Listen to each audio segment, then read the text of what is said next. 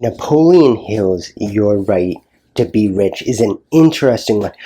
And that's because it was not written as a book. It was a lecture series given in 1954 in Chicago, which is where his office was. He did a lot of his work in Chicago. So it's a great one because you get the entire philosophy of success, but it's more casual, I would say. It's presented like you can tell it's spoken and not written. There's definitely times in this that like he makes a joke or something that wouldn't be in one of his other books.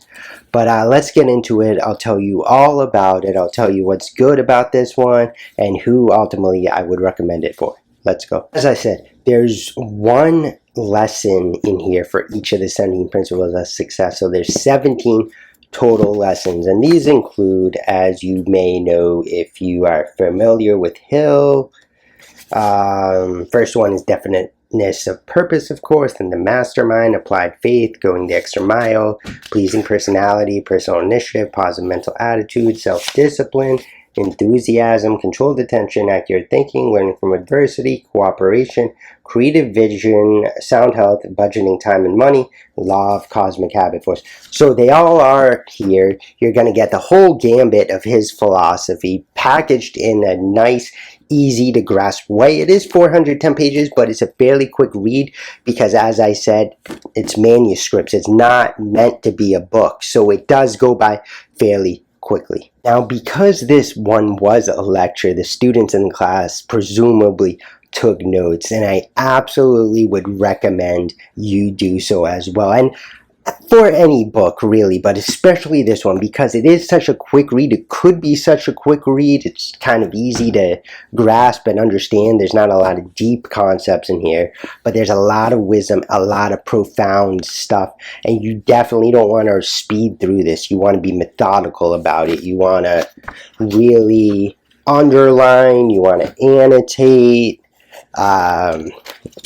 take notes, down below, stuff like that. You want to go all out on this one because there's so much value in here, and in order to get the full amount of it, the full impact of it, it really helps to write it down. Take notes in the book. Don't be afraid to mark the book up.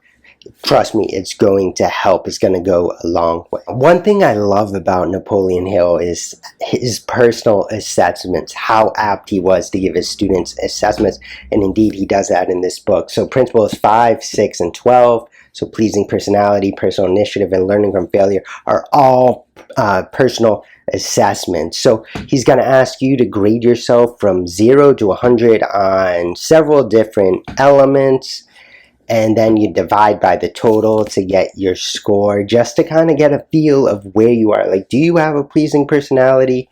Do you take personal initiative? Do you learn from failure? I think my scores were all in the 90s. Pleasing personality, I think, was 95.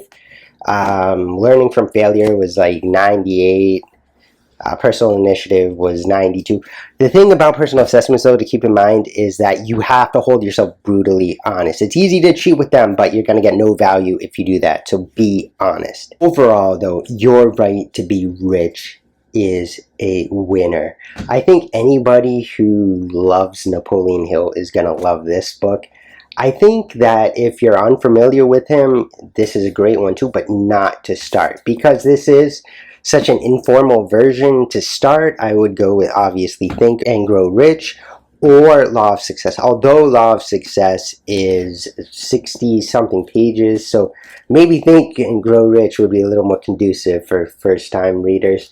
But regardless, I think this one is great. I think it's definitely worth the read. I was a little hesitant to get it, knowing that it was manuscript. It wasn't like written as a book. But I actually, in some ways, like the informal Napoleon Hill more than the, sitting down writing, trying to be professional. And I definitely think y'all appreciate it too.